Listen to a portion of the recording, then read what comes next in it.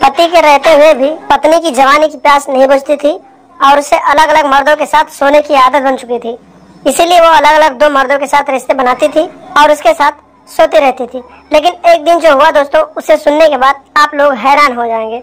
नमस्कार दोस्तों, ASN crime affair channel में आप सभी प्यारे दोस्तों का स्वागत है।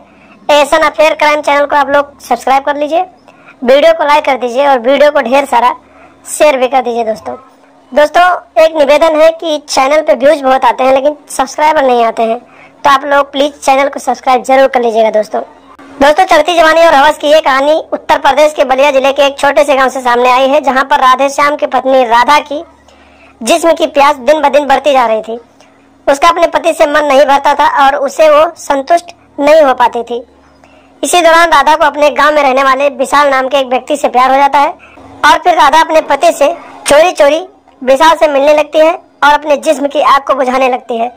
लेकिन दोस्तों राधा की विशाल से भी जिस्म की आग नहीं बुझी और फिर उसे एक नए व्यक्ति से प्यार हो गया जिसका नाम अमरेश था।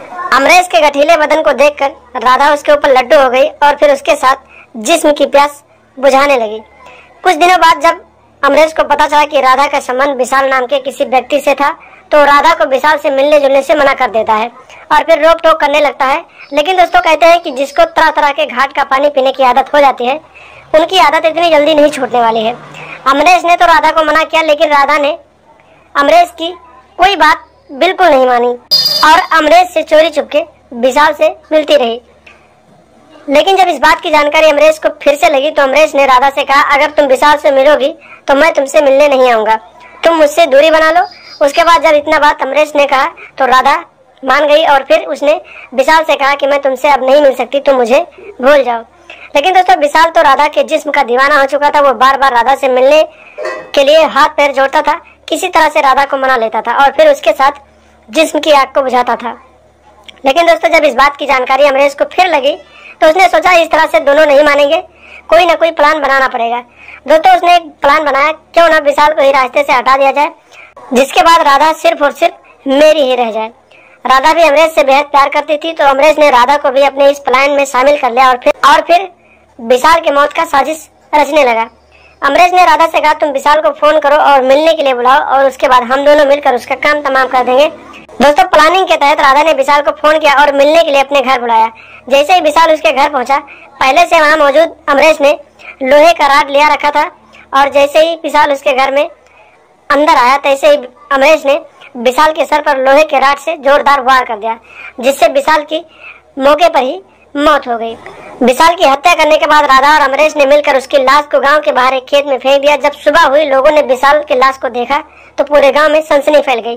घटना की जानकारी पुलिस को दी गई। जब पुलिस मौके पर पहुंची तो विशाल के भाई ने राधा नाम की उस महिला के ऊपर अपने भाई का हत्या का आरोप लगाया और फिर उसके खिलाफ रिपोर्ट दर्ज करवाया।